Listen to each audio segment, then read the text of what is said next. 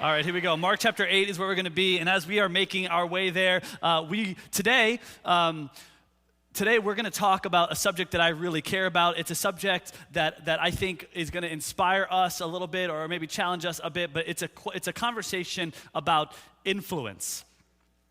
We have a fair bit of family coming in for Thanksgiving. I don't know if you guys have family coming in for Thanksgiving, but we have a bunch of people who are going to be traveling from out of town and visiting our home, and so we're trying to arrange where everybody's going to sleep. This is a difficult task, arranging where people are going to sleep, especially when you don't have a home that can fit everybody who is supposed to come to sleep. And so, they're going to sleep in different places. We figured out, though, that we have this kind of sectional sofa that could become a bed for two. So, Cassandra and her sister, Cassandra's sister and her husband are going to be sleeping there. At least we want them to sleep there. But we want to be great hosts. And so what we did was we tested the bed out before we make them sleep there, right? To see, is this comfortable enough for an adult human being to sleep on? And what we found out about 8 seconds into laying on it is that no chance.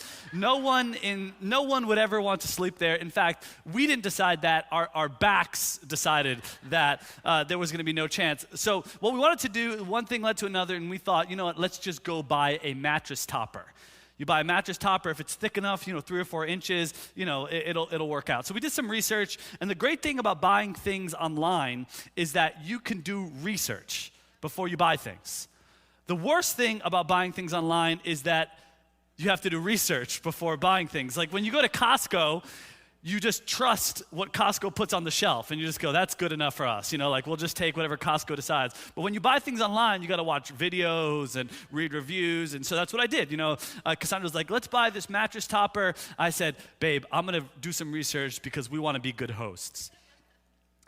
I did not know this, but there are people who make their living making videos about mattress toppers. You might think that's a very small segment of the population who would like a mattress topper, but man, these guys have hundreds and thousands of subscribers on YouTube. So I get on YouTube and I watch, 10 or 15 videos on mattress toppers. I read, hundreds of reviews. I'm watching people on these toppers, laying on the toppers. And their job is basically to convince me that I should buy the thing they say. So after, watching all these videos, I settled on a guy that I thought he had credibility. I thought to myself, this guy likes sleeping. This is the type of guy I want to listen to. And so what he does is he lays on the mattress topper and he films himself, and you watch it. And I don't know what came over me, but I am watching this guy sleep on a mattress topper. And then he says, this is the best mattress topper for back sleeping. And then I thought to myself, wow, there's a whole category of like back sleeping mattress toppers, side sleeping mattress toppers, belly sleeping mattress toppers. And in the video, he said, before you watch this video, make sure you know what type of sleeper you are. So I thought I have to call these guys and find out what type of sleeper are these people, because there are some that are better for side sleepers, for back sleepers. I found out there are some mattress toppers that are better for hot sleepers. I didn't even know that was a thing. But after spending more hours than I thought it was even possible to spend, I finally pulled the trigger on a particular mattress topper. I went online, found the budget one that fit my whatever. And honestly, at the end of the day, I have no idea whether or not it's comfortable when I made the purchase, but I found a voice that I allowed to influence me. But that's the way it works, right? In purchasing things, we find a voice that we allow to influence us. And it really doesn't matter who you allow to influence you when we're talking about mattress toppers or choosing the right car, or like really, who cares? But when we talk about bigger things, like how you decide to parent, or how you engage with your husband or wife, or how you spend your life, or how to care for your emotional health, or your soul's well-being. What I've learned, and you believe this too, is that we should pay careful attention to the voices that we allow to influence us. And some things, it doesn't matter. But in other things, it really matters. Much has been said in the last decade or so about influence, and particularly the noun form of that word, the influencer. An influencer is a person who has a niche, an industry that he works on that can target a specific audience. Influencers have the authority or the insight into a specific area, and so they become kind of like a launching pad for brands who are in search of their credibility. The influencer is not a modern invention, though. The person who leads trends or creates hype or tries to persuade the masses into a particular direction isn't original to YouTube or to TikTok or to Instagram. The concept, in fact, has been around forever. Since the beginning of time, men have been trying to sway other people to do what they want them to do. Today, we just have the influencer, thing on steroids, right? You have people on Instagram who are dad influencers. Financial influencers, beauty influencers, sport influencers, people, trying to persuade you to buy a video game or to get a certain type of credit card or buy a mattress topper. And they have tremendous influence on the audience's decision making. And if so much so that if they say something is better, then you believe that it's better. We trust them. We trust them, and what they do is they steer our beliefs and they steer our decision making. And no matter what you say about yourself, we all have people that we allow to influence us. That is to say, we are all influenced to beliefs and to decision-making by someone. The question that we have to think about is not whether or not we have people that influence us. The question as we approach Mark chapter 8 is, who do we allow to have influence over us? Again, in some things, it doesn't matter. Who cares who you listen to if you're buying shower curtains? But you should really think before you listen to someone as they describe the way a marriage should be. That really matters. And one of the major crises of the world that we're living in right now is that we have so many voices that it's hard for us to discern who we're supposed to listen to. And look, if we listen to the wrong people, it has potential to have catastrophic implications in our life. This is the subject of Mark chapter 8. So as we begin there, let's just keep that in mind, and then let's go through the context of the passage. Is everyone with me? All right, here we go. Mark chapter 8, verse 10. He got into the boat with his disciples and went to the region of the Dalmanutha. That's where we are. This is immediately after the feeding of the 4,000. That's the story we read last week.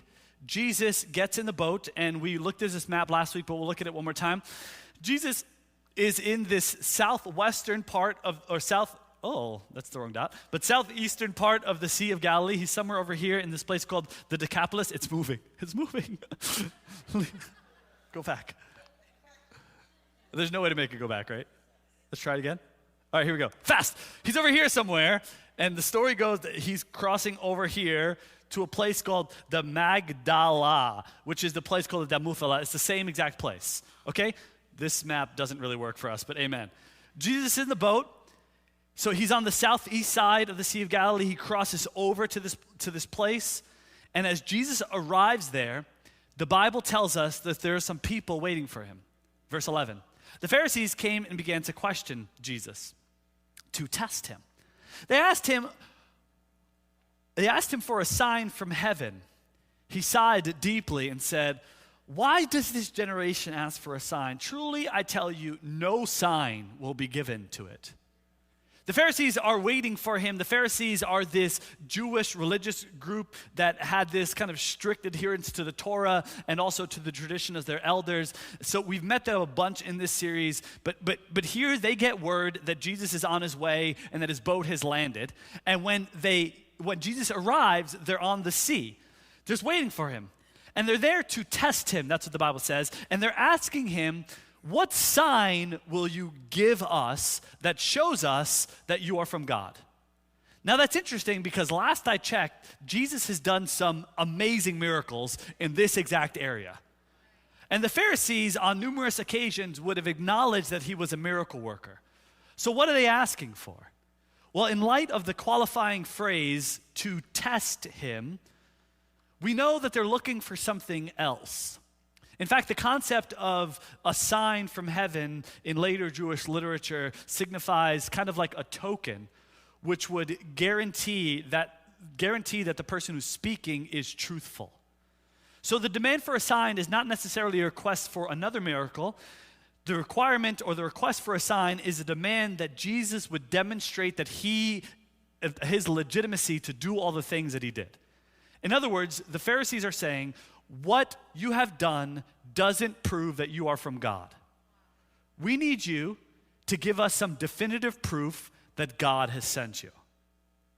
Now, for most people, the fact that he fed 5,000 people with a few loaves of bread would be definitive proof, I would imagine. That would be enough. But for these guys, and this is the key point here, it was never going to be enough. They were never going to be satisfied. So Jesus sighs and go, look, I'm not giving you anything. Nothing will be given to you. Truly, no sign will be given to you.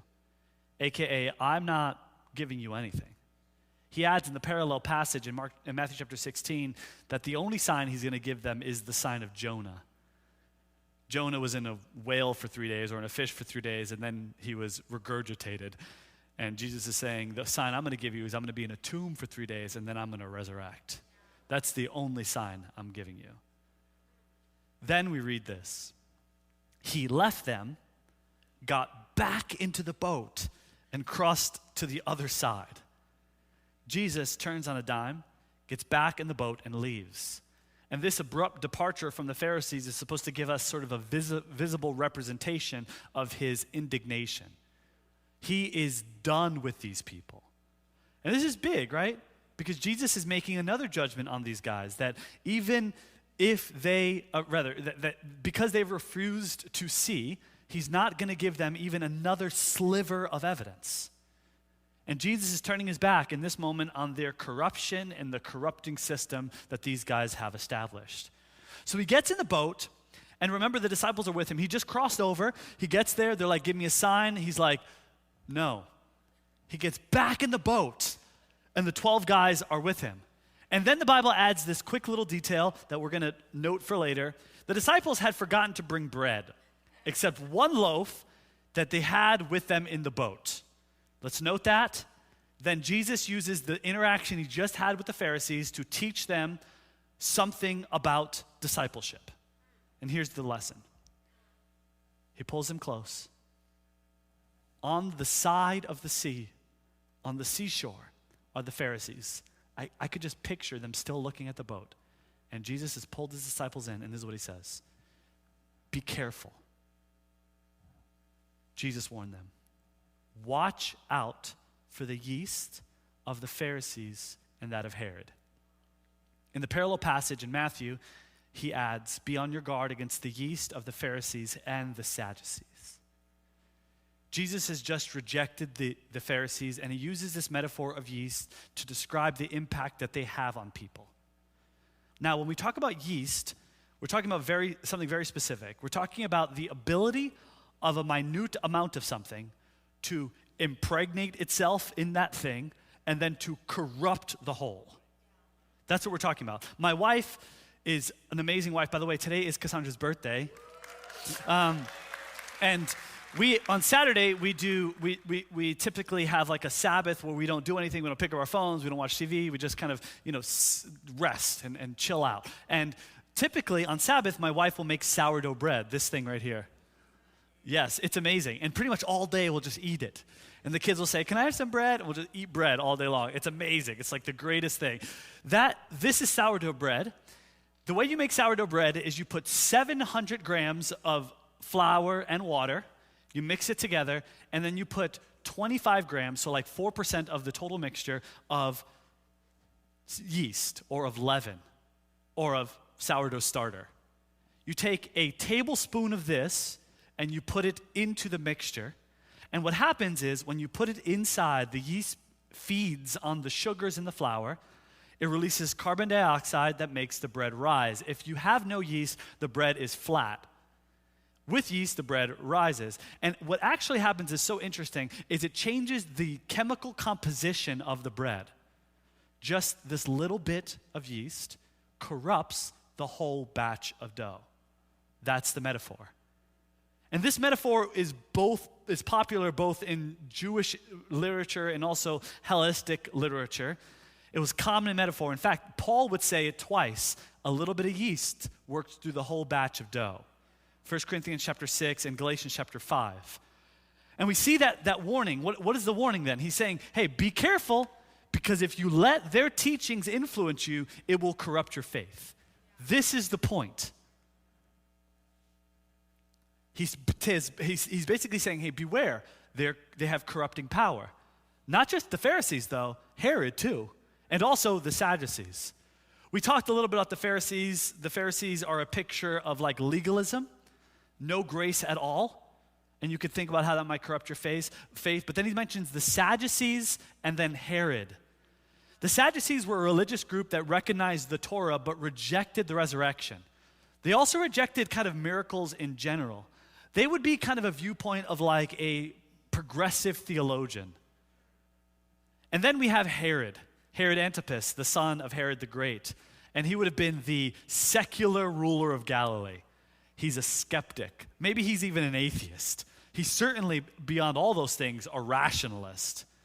And so Jesus is saying, hey, I want you guys to be warned. And we have to take some time on this group of people because it's really rich. Jesus, again, has just finished rejecting the religious leaders. He pulls the disciples close and says, hey, beware, not just of the Pharisees, not just of the Sadducees, not just of Herod, beware of all of them. What is he trying to say? Well, that don't allow their views to influence you. That's the prime idea here. Because if you subscribe to their theology, and we're going to get to why in a second, even if you subscribe to a little bit of their theology, it's going to corrupt your whole life. The Pharisees with their legalism, the Sadducees with their liberalism, and the Herodians with their secularism.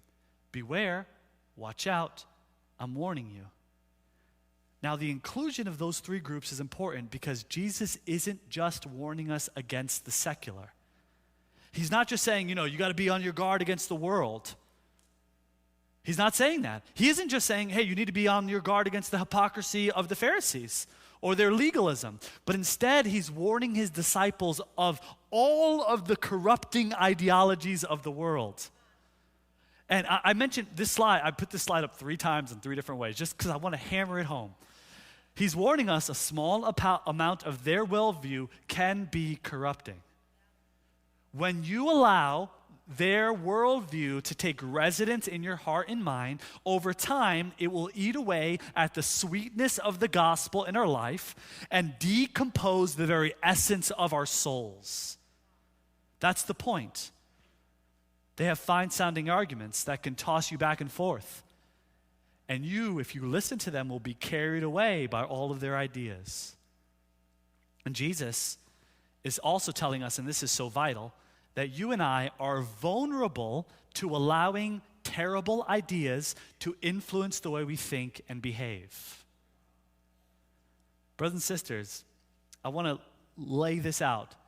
Everything you hear, everything you see, every show that you watch, every TikTok you indulge, every Netflix episode, every video game you play, every article you read, if you aren't on guard, will implant itself in your heart and mind, and if it's not in line with the gospel of Jesus, will corrupt your soul. This is why the scriptures spend so much time asking you to train your mind. Set your mind on things above, not on earthly things. Be transformed by the renewing of your mind. Don't just accept everything you hear. Watch out, be on your guard. In preparation for this lesson, I thought a lot about what Jesus would have told me while I was sitting in that boat. Instead of the Sea of Galilee, I imagined we were in the Atlantic Ocean. And he's like, come. And he pulls me onto the boat, or maybe he pulls you onto the boat. What would he say? I'm going to take a shot at it. These are like 5 or 6 things that I think he probably would say to us. Maybe he would say, watch out for social media influencers who make happiness into something you can only achieve if you look better, or are richer, or have more things. Maybe you would tell us to watch out for them because they teach that true joy can only be attained if we look like them or have what they have. And that they miss that the gospel teaches that real joy comes as a gift by the Spirit of God. And I don't know, maybe you and I have believed that lie and it's corrupted our ability to find real happiness. Maybe we're on the boat and he would say to us something like this: hey, watch out for those rational academics who use rationalization to minimize the power of faith, that teach us that life can be found, that meaning can be found in this life alone, that there is nothing more than you or greater than you, and that you need to be just a good person to find meaning in life. And maybe Jesus would tell us to watch out for them because they miss that we have been wired for eternity. And in fact, we need something greater than us, who knows more than us. And that if we put our faith in a God in heaven, that we are not shackled to a religion, but instead we're freed from our self-centered narcissism. And I don't know if you've believed that, and that idea that rationalization or rationalism is the only way you describe the whole world, but maybe you have, and it's corrupted your ability to find faith. Or maybe he would tell you to watch out for the media, who really only care about their wallets, who try to divide, score points by punching those who are on the other side of the aisle. Maybe Jesus would say, be on your guard, because otherwise you will start to hate your brother or sister. And they will corrupt you into putting your hope into elected officials. And that corruption will lead to cause division in Christ's church that he died to unite. And I don't know, maybe you believe that lie. And it's corrupted your ability to love those who think differently than you do. Maybe he would say, watch out against the influences of our materialistic society that care much more for things than for people, that teach that the more you have, the greater your life will be. And maybe he would say, be on your guard, because if you buy into their ideology, you will totally miss Jesus' word that says, watch out, be on your guard against all kinds of greed. Life does not consist in the abundance of your possessions. Either you believe it or you don't. And if you don't believe it, you've bought into a lie. Or maybe he will say, be on your guard with the shows that you watch or the music that you listen to that has corrupted you by normalizing sex and violence and greed. I just love the beat. I just love the way they sound. Yeah, but it's slowly corrupting your faith. Or maybe he would say, watch out for religious legalists who don't care about grace or mercy. Or maybe television preachers who beg for money so they can buy private jets. Or for people who teach that drugs and alcohol and porn are a healthy way to cope with your real trauma. Be on your guard. Be on your guard. Be on your guard against every worldview the world has to offer, because if you allow it in your heart, it will corrupt your soul.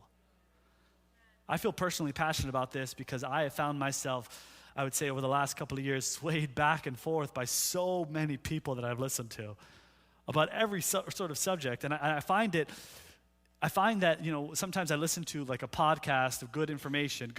At the end of the day, it makes me angry towards people that I should love. Or it makes me want to divide or to cut off people and go, you're stupid, da, da, da. I find myself doing that, man. I listen to something and I'm like, I just need to tell those people. And it's like, what is wrong with you, dude? But I saw myself being corrupted from the inside out because I was not watching the things I was listening and watching and absorbing in my life. Be on your guard. That's what Jesus is saying. Watch out. Be on your guard. Otherwise, it will corrupt your whole life. Well, that's the verse, right? That's deep, man. That's so powerful. That whole concept that Jesus is saying is so powerful. And then the disciples respond. They discussed with one another and said, is it because we have no bread?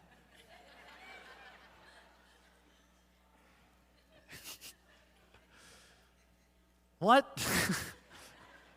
You think Jesus is angry because you forgot lunch. And in that way, they missed the whole meaning of the warning. They thought Jesus was talking about actual bread. They just heard the word yeast, and they were like, bread? Oh no, we only have one loaf. You know, it's a scary thing to think that Jesus could be warning us, and because we are preoccupied, we could totally miss the point. I think Jesus could be speaking to some of you today, and some of you are caught up in some ideologies that are hurting your own lives, and you are not really thinking. You're thinking, I'm talking about someone else. I'm not. I'm talking about you. And you think, wow, someone, my wife really needs to listen to this. No, I'm talking to you. This is why influence, this concept is so insidious, because we can be blinded, so blinded by the voices that we hear, that we can't even tell that we've already been corrupted. See, if this type of thing happened to Jesus, I really have no hope at all. I could say, we need to watch out against political divisiveness, and someone will say to me, that's right, these Republicans are trying to destroy democracy. And I'll say to you, you did not even get the point. You totally misunderstood. I wasn't talking to anyone else. I was actually talking to you the whole time. But this is where we are, we listen to it and we're like, oh man, he really needs to, those guys, I really need to speak to them. This isn't a warning for your neighbor. This isn't a warning for your spouse. This isn't a warning for your friend. This isn't a warning for the guy you're discipling. This isn't a warning, for the people in your ministry or for the people in your community group. This is a warning for you, and it's a warning for me. We all need to listen to this because we all view life from our own preoccupations and the things we're distracted by. And that's discouraging, but it's true. So be warned. Watch out. I treasure Jesus because he is so patient with these guys. He then unpacks. He goes, aware of their discussion, Jesus asked them, oh gosh, this is what I imagine him doing. Why are you talking about having no bread? Do you still not see or understand? Are your hearts hardened? Guys, are you not getting it? Do you have eyes but fail to see and ears but fail to hear? Do you not remember when I broke the 5 loaves for the 5,000? How many basketfuls of bread did you pick up? 12, they replied. What is he saying? He's saying, if this was about, I can make lunch happen. I'm very good at this. And when I broke the 7 loaves for the 4,000, how many basketfuls of pieces did you pick up? They answered, 7. I can make bread. I'm just trying to train your thinking. I'm trying to help you understand things. And then he ends with kind of man, this is so deep, right? He just gavels it down. This is the end of the discussion. He said to them, do you still not understand? Are you missing it? See, until you see the vulnerability of your mind, you will never guard against the corrupting influences of the world. Until you realize that you are able to be corrupted, you will never guard yourself against that same corruption. This is a message for all of us. Be on your guard with what you expose yourself to. Or as I said in the beginning, we should pay careful attention to the voices we allow to influence us. Paul's work has some connection to this. He actually has a way out. See, if I was with Jesus that day, I would have asked him questions. I would have said, Jesus, how do I do this? How do I guard my heart against this? Maybe I would have said, I have no bread, but the best parts of me would have said, how do I do it? And I think Paul has some great teaching on this. And so we're going to use Paul as a way to think about our application to this lesson. This is 2 Corinthians chapter 10, verse 5. We demolish arguments and every pretension. Think about that. We destroy external arguments that sets itself up against the knowledge of God. And we take captive every thought and make it obedient to Christ. What's the application? Every thought is caught and then taught to be in full submission to the gospel of Christ. Every thought, everything we see, We catch it, we decipher it, we interpret it, and then we either demolish it or we deposit it into our psyche. That's our job. That's our job. Every idea that comes across our minds, we watch it, we hear it on the news, we hear it in the music we listen to, we hear it in the podcast or in the books that we engage with, and we go, okay, is this connected to the gospel of Jesus? No, it needs to be demolished, taken out, taken behind the barn and shot. This needs to be destroyed in my life. If it says I should hate my brother or sister, or, okay, their ideology is stupid because they're blind and dumb and weak. No. That needs to be crushed because Jesus died for us to be unified. If the idea says, I should be able to do this and it doesn't really matter, those ideas should be caught and then destroyed before they're deposited in our minds. And if they're good, then amen, we elevate them, we make them beautiful, and we put them into our thinking. That's our job.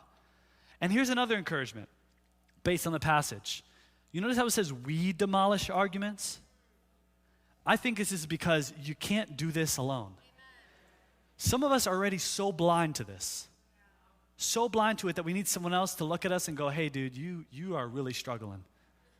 You have connected your life to an ideology, and that ideology has really ruined your ability to be unified with people.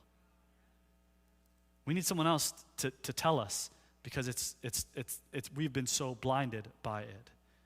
And so let's talk about how this works, right? We catch every thought and then we teach it to be submissive to the gospel. How does it work? Here's some examples. Well, someone might think it's okay to watch shows with nudity. You might think that.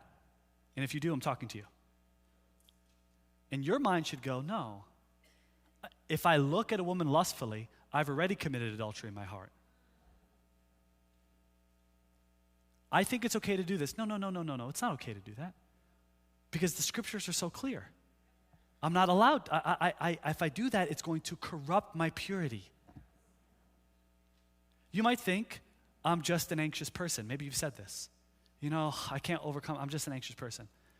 No. That's not right. You struggle with anxiety, but by the power of the Spirit and the love and support of others, I will not be anxious about anything, but through prayer and petition, I will lay my requests before God. I'm not just going to be okay with being a sinful person. It's fine, I've sinned, but I'm just a sinful person. No. We don't do that. You might say to yourself, it doesn't matter if I, tell coarse jokes or speak inappropriately or curse with my coworkers. It's not a big deal. And I would say, no. The scriptures have a very clear answer for you too. I will not let any unwholesome talk come out of my mouth, but only what is helpful for building others up according to their needs, that it might benefit anyone who listens. You might say, it doesn't matter who I date. And I would say, of course it does. Because you should not be willing to tie your life and your destiny to someone with no faith in God. It's okay to tell that little white lie. No, when I lie, I speak the devil's language. No one can judge the way I live. I'm part of the church, but no one can judge. No, as far as what Paul says, what business is mine to judge those outside of the church? Yeah, so if you're outside of the church, I have no judgment of you. Then he says, are we not supposed to judge those inside the church? To help guide them, direct them back to righteousness? You may think I can live however I want, or I can dress however I want, or I can do whatever I want, or I can give however I want. And again, the words of God will clarify that, because Christ is not part of your life. Christ is your life. And we can go on and on and on, but every thought that pops in our mind, we need to take, capture, catch it, teach it, and then decide whether it needs to be destroyed or deposited into our hearts and mind. We test every thought before we allow it to get inside. Why? Because our hearts and our minds are a vulnerable place. And God has designed our minds to be a place for love and truth and grace and gentleness and peace and mercy and kindness and compassion, and joy is supposed to dwell, but it's vulnerable. So watch out. Beware. Watch your mind and what you allow to influence you. That's the lesson here. Hope you get something from it. We're going to end here with a song that I love. We're going to invite the worship team up. It's a song that speaks of the failings of our faith. It's this line, it says, the verse opens the same way over and over again. It says, when my love to Christ grows weak, then to deeper faith I seek, and it has these lines, but when my love for Christ grows weak, what should I do? And I love this song because what it says is, every time your love for Christ grows weak, or every time your brain struggles, or you have wrong ideas deposited in your heart and mind, what should you do?